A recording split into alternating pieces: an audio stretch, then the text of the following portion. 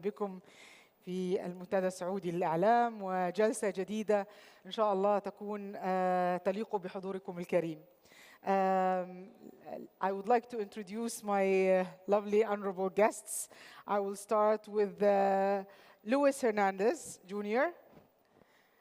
He is the owner and chairman of Grass Valley, an investor and the person who knows how to connect technology with money. I have with me David Ross. He's the CEO of Ross Videos. My clapping section. And this is the clapping section. And I've got Ludvik Bleacher. He's an investor and he's the CEO of Whitebeard. And last but not least, I've got Shارلوت Lizli. She's the director of the Conservative Middle East Council. Hello, hello, and welcome to this session. I have to conduct in English as you all can see my guests to interact with me. It's a very interesting topic. We don't have much time, 25 minutes, so I'll try to be as concise and precise as I can. It's about the media technology landscape, mapping influence and leading transformation. Yes, we are going through a massive transformation in media at the moment, and you know, those who are dinosaurs like myself, who started in media over 35 years ago, the shifts that have been happening are unbelievable. And the way that we're trying to balance what we have learned all our lives and what we are being faced with at the moment is phenomenal. The question that I can start with David, with Lewis, is how do you see the new influence of technology creeping up the media scene, helping us in the industry? Thank you. Well, I wrote my first news sharing service in 1995, so I think I've been about as long or longer than you. And what I'll say is I have this book that I'm doing a book signing called Digital Tsunami, because like you, I agree that we're in an accelerated phase of digitization of our industry, an industry that I've been a part of for 30 years now.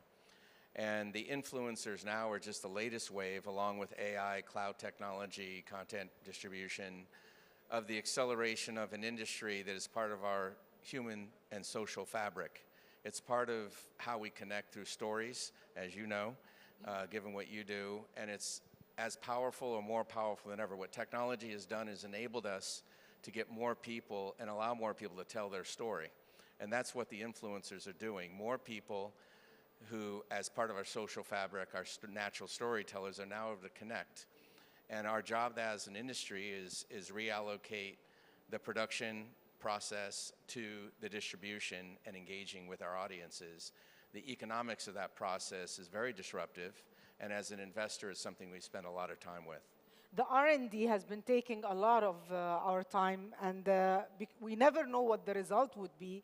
And by the time you reach a landmark, something else comes in, and you are helpless, and you don't know what you're going to do next, and you feel that, okay, what's the hype versus value?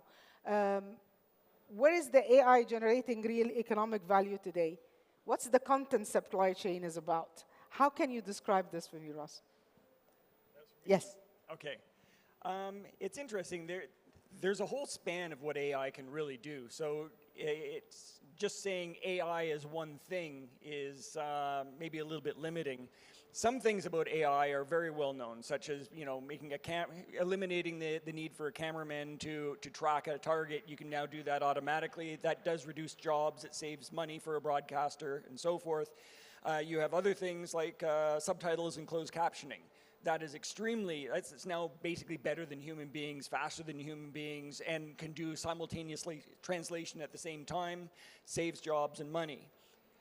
But when you get into things like workflow inside of a broadcast facility, it seems to be living inside of the adjacencies of things between two different areas. So you have, say, one software system that passes information onto the next software system, and they're a little bit incompatible, a little bit awkward between the two. Sometimes there's a shim of AI that you're going to start to see more and more of that makes those transitions faster. For example, between the newsroom and the control room, for example, or the generation of graphics from the idea to whatever ends up on the screen. So those things instead are going to make existing people faster in what they do, maybe happier in the way that they're working. I don't think we're at the stage yet where that eliminates jobs. So from the point of view of the economic changes, it depends on the type of AI that you're using. I tell you something, we've created, and one of our IPs is something called the script analyzer. As a production house, I received many scripts every day, and the reading time was phenomenal. So my team worked for 3 years almost to create something that analyzes the scripts, saying if it's any good, and if it can be built on, or if it's a no, khalas, thank you. This it was a breakthrough in our company, but we had to let go of people, because we had many people reading for us, and the weird thing is that this AI tool is reading better than human beings, because they run through everything that was in IMDb, run everything in Rotten Tomatoes. No human being with brains can do this single-handedly. But where are we with, what's the line, Ludvik, that we can draw between our ambitions and what we want to run away with in terms of AI, and not harming the human beings that are in the industry? Look, I'll bring here more the perspective of the news publishing industry and the journalistic standpoint, right? I think we went through massive cycles of disruptions where the complexity was to adapt to those disruptions. Now we are going through a revolution. So it's not adapting, it's reinventing, right? And to keep the value of what can be produced in the age of AI, I think it's all about being able to differentiate from tools to assist you, to help you to be better, but the time gain should force you to focus most and gain expertise, because the only thing that will have value is expertise, and this is all about trust. So when it's going to be that complicated to differentiate from what has been AI created and what has been human validated, this is where we can step in with building a kind of label of trust, right? And so all the difficulty is sitting there, right? Yes. How to use technology in order to improve the capacity of delivering stuff that helps people to understand the world or make good decisions. The publishing is very important. I'm saying a follow-up. You know, with the fake news world we're living in, and the publishing of many documents, and not knowing what's real and what not, and AI-generated content as well, it can be tracked, but it's still being created and it's still being distributed. How are you in the publishing sector controlling this, or trying to control this, Ludo? Yeah. No, I'm sorry, this, Ludo, yeah. So how we are trying to track. The question is about how to track the AI and what has been done, right? So look, the initial thing to look at is why are we tracking for, right? And there are multiple reasons why you want to track, right? So first you want to track what has been AI generated in order to triage and to understand where we can have value on top of that. The other thing is for regulation purposes, right? You want to track the content that has been extracted by AI or produced by AI in order to regulate the landscape and make sure not all the human intelligence is just stolen for the benefits of who, right? So that's probably the way I would look at those. Well, Charlotte, I'm talking to you from the standpoint of regulatory bodies. You are the director of the Conservative Middle East Council, and I'm sure you're familiar with the many laws that always come in handy when it comes to new innovations and new inventions. Where do you see the laws around the AI innovations and AI use can come in handy, and what kind of regulations should be set? Well, I think the first thing to say is that conventional lawmaking is really struggling to keep up with technological advances. And I come at this panel, I'm not an AI technological expert, but I come as a former politician, an expert in people. And people's minds struggle to catch up with the exponentiality that digital has unleashed. That's the minds of the population and the public, and that's also the minds of the policy makers. One thing I'm observing is that we have a real challenge to put down the laws and the regulations to verify what's happening. The biggest concern about consumers of AI is this true? Is this real? We can argue about what reality is, but people have a fairly strong idea of, is what I'm seeing something that's human? One of the things that's eroding, and I think that policymakers have a problem in catching up with, is it's not only do I trust this piece of content, but do I trust truth itself? Yes. Has the idea of believing in something itself become eroded? And if we don't think that anything's worth believing in anymore, because things that were trustworthy, even if they have all the marks of verification that lawmakers can invent on them, we say, but maybe the lawmakers aren't trustworthy. We enter a whole different world. And then as a politician, people react in erratic ways in a world where truth doesn't have the currency it did anymore. And as both a lawmaker and someone who deals with populations, that for me is the biggest challenge. Yes, I totally agree with you. But, you know, because I feel that we are history in the making when it comes to AI at the moment, and the new laws that are being, thrust in our throats every day with regards to the talents, with regards to the write-up, with regards to the IPs. It's for those who are trying to make a difference in inventions or innovations, it's extremely crippling.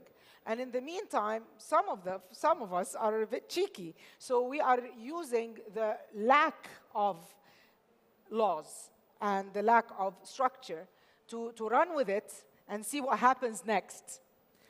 So what would your advice be for lawmakers at this point of time with regards to AI and handling whatever comes in our faces every day? Well, where laws aren't is where innovation happens, right? So there's Right. always a balance between Correct. laws and innovation. One development I think is interesting is first to lawmakers, get up to speed with the technology. Spend time with these guys. Yes. These are the people you need to talk to. Secondly is be clever about your regulation. Recently, X published its so-called anger algorithm. A British journalist called Fraser Nelson wrote a very good piece on it. I recommend it. But the transparency about what's driving how we think is very interesting. And perhaps lawmakers should look at tech unpacking how it's doing what it's doing, because it's very opaque to the consumer. Agreed. Lewis, you're an investor. You're someone who's been heavily involved in the Middle East. And the landscape of AI in the Middle East and the technology in general when it comes to media, gaming, sports, the Middle East has become a new hub, world hub for this. How would you see this developing from our part of the world to the world? And is it worth it to invest in this kind of technology here, now? We're in 140 countries. I can't think of a more dynamic region than the Middle East right now. Without going around the world and explaining that, I mean, we did with the geopolitical changes in China, the opportunity India has, what's happening in Latin America, I really don't think the combination of leadership, governance, investment, combining in a way that I see here in the Middle East, having been here since 2008, the first time I set up a production studio here. And as you know, the landscape was quite different back then. And now it's inspiring to see it as a beacon for people to follow. What that means is places like Grass Valley, who has invested $300 million or so in the first and only operating system for media, which allows you to infuse things like AI from the production to lower cost all the way to audience engagement, I think is going to show, beginning here, what's possible.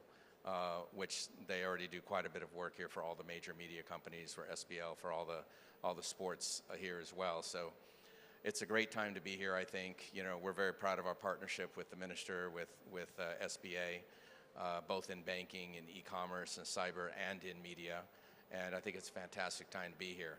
You know, the disruption caused by innovation has been part of the human dynamic since before the written word. So there's always a transition in workforce, there's always a transition in optimization, but it's led by innovation making somebody else's life better. And Yes. that's what most of us are trying to do. We're just trying to improve the way we tell stories and connecting with audiences, and that's the exciting part about what we do. There's a lot of economic disruption along the way, and so as an investor, timing and how and when you invest in things like AI or cloud computing or platform distribution is really important, because we're in the business of serving communities and making money while we're doing it. Exactly. But this is, I honestly believe this is, there's an event tonight with Live Golf, who we service as well, and it's no surprise they're here to kick off their year as well, because it's a very dynamic region with a lot of smart people and attracting a lot of investment. So I'm excited for the region, and we're very proud to be here. Love what you just said. I mean, and it proved, all the meetings that we've been doing in the past few years, that we're aiming to have this as a hub, and we would love to the investors to look at this part of the world and think that we can deliver and we can pioneer in a few things. David, in Netflix started announced that they will do their AI slate. Disney did the same. So many international production houses are investing heavily in the production of AI. Some of the directors, when I talk to them, and no, AI, we don't want to have anything to do with it. CGI is the last thing we want to hold on to. Some of the actors and actresses are refusing blatantly to be part of any production that has AI in it. But the world is running. It's not, AI is the only thing in this world that you don't think and then deliver. You deliver and then think about it. There's no time. It's a fraction of the time. How do you see the pioneering of production utilizing the new technologies? Not only AI, Apple is using now the phones to start filming productions, and it's working. How do you see this acceleration working in the production of videos? It's interesting. We've been using things like CGI for years. Nobody's complained about CGI. There you go. And it just enhances the production and adds a better way for people to do storytelling out there. And AI as well has the potential to, in some ways, even do CGI less expensively and in a different way. Recently, I saw something on YouTube. It's a very interesting video. They showed the script that they wanted two actors to have, and it's actually a script that was from an Academy Award-winning movie, and they had AI talking to each other. And on first glance, you thought, oh, I got actors, and they look mostly real, and they'll just get more real, and it seems okay, I guess. And then they took amateur actors, and they had them do exactly the same thing. And they pointed out the fact that they were talking to each other a little bit more, where their eyes were, and so on. And then they had semi-professional actors and so forth, to the point where they showed the final Oscar-winning scene, where they were just playing off of each other in a very human way. And the depth of the performance was stunning in the difference. And then they went back and they showed what you saw at the beginning, and you saw how flat it was. So wow. There's two things on this. One is, if you want the art, it's really going to come from people. You're not going to get that depth of experience from a machine anywhere soon. At the same time, the box office is who's really going to make the decision. And if you don't get those Academy Award-winning performances, people aren't going to watch it. So we're waiting for them to come and tell us if it's going to work or not, you think? The people. It's the people who follow the money in the end. You're not going to have a winning film if nobody wants to watch it and if the quality isn't there. Financially, has the use of new technology, Ludo, has it proved to be financially positive to let go of or change the way you're doing the traditional publishing? Well, it has changed a lot, of course.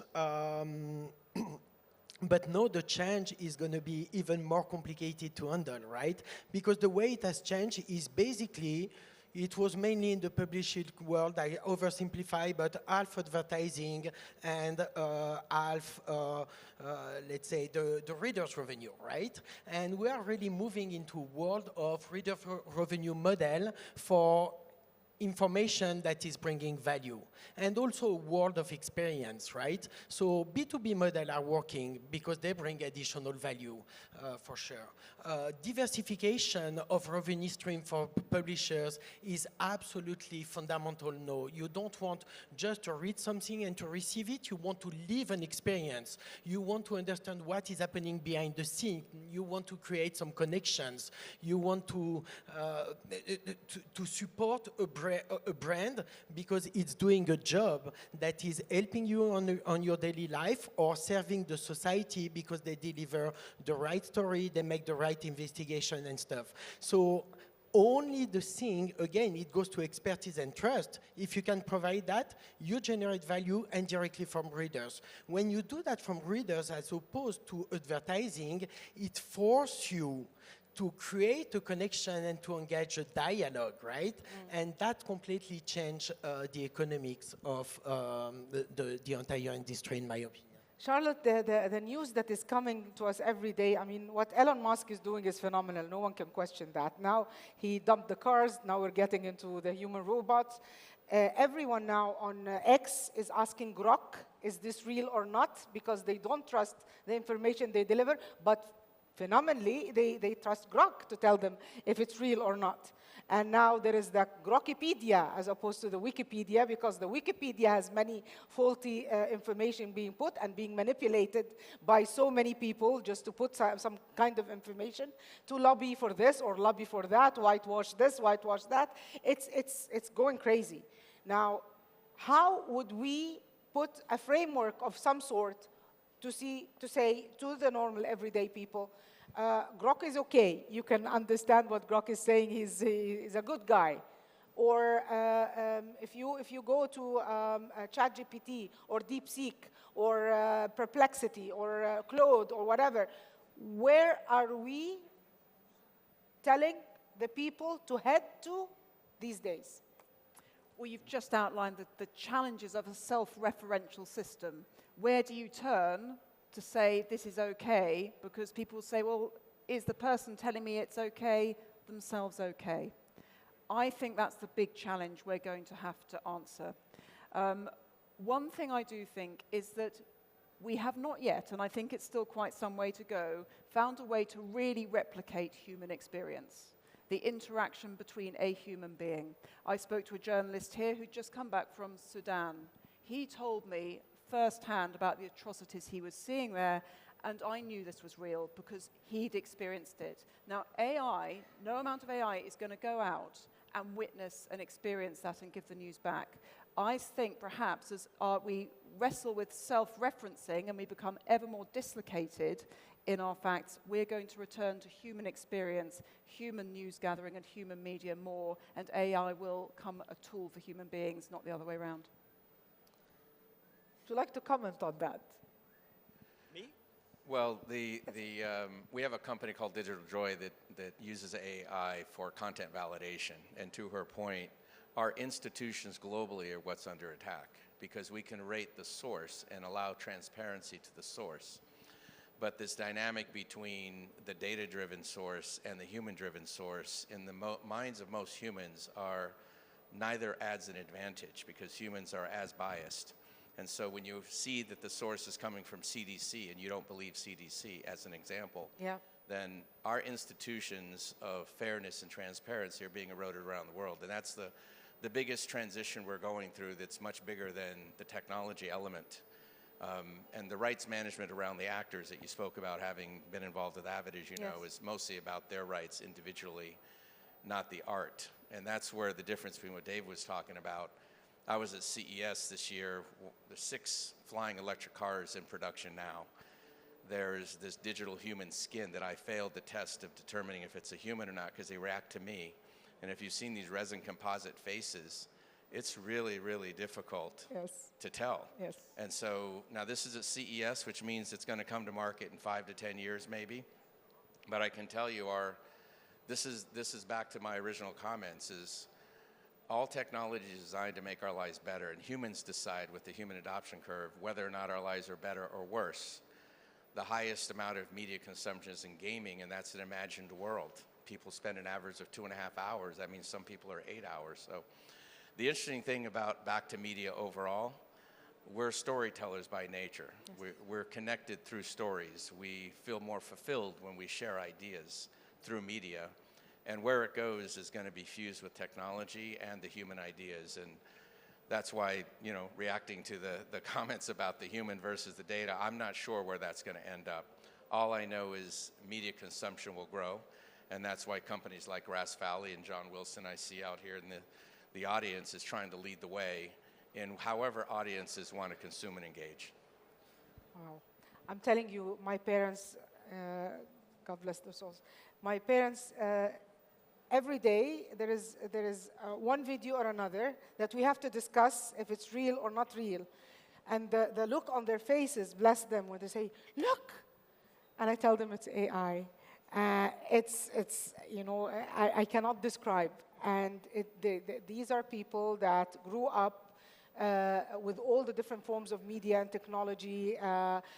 We lived through the invention of a cell phone and then the internet and until we log on to the net, and look at us now. We are like each and every one of us, we've got 100 gadgets with us that help. In my opinion, it saved us a lot of time, money, and effort, but it alienated us from the day-to-day work with the other human beings where we had sparks coming. I miss those days. Do you, David?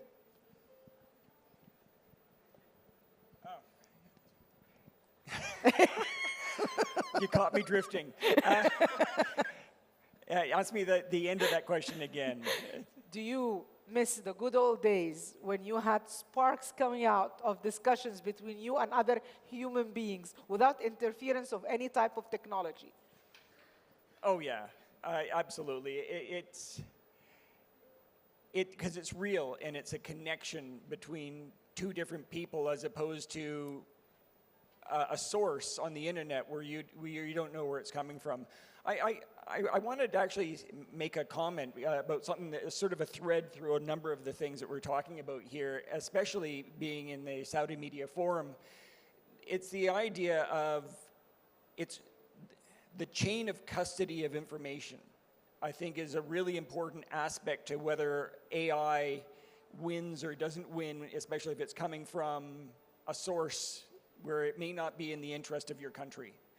And I think that there has never been a more important time than today for all countries around the world to be supporting their national broadcasters. Anybody can put something on X or on YouTube or anything else and get people emotionally injected simply because they want to get views so that they can make some money. Correct. Or maybe it's bad actors from unfriendly countries that are putting that out there. Eventually, I wonder if people are going to get tired of being lied to, misinformed, confused, played in some ways. And maybe the time will flip when people turn to their national broadcasters again. One of my favorites being the BBC, actually, and BBC Verify, fabulous, fabulous solution to the problem where if their people out in the field see it with their own eyes, if they send it back under that chain of custody to their newsrooms, and then that works all the way through to the point where it's in all the different forms that they get that message out, then people know that if they see something, even if they see it on social media, they go to a public broadcaster and say, am I seeing the same thing here, yes or not? If I'm not sure, let's go to other public broadcasters and verify if the story is the same across all of those public broadcasters, because you may have some concern about fake news in one of them, but if all of them are saying it, then I think that there's some sanity that you can bring out of this world that's being driven by a little bit of insanity coming forward with AI. Agree. Ludvik, final thought? Yeah, and to react to that, I think supporting public broadcaster or broadcaster overall is super important. But let's not forget the newswire agencies as well, because they are very often the source even of the broadcasters, and they are the people going underground. They are the people witnessing. They are people doing investigation. In tech, we talk about first-party data. I love talking about first-party information. Yes. This part has to be heavily protected by anyone, because at the end of the day, this is what will matter as opposed to the noise. Final thought, Charlotte.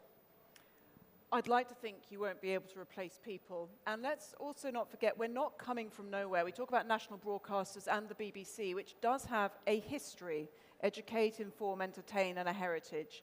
You can build trust from that. We're not starting from ground zero. So let's look at our history as we look to the future.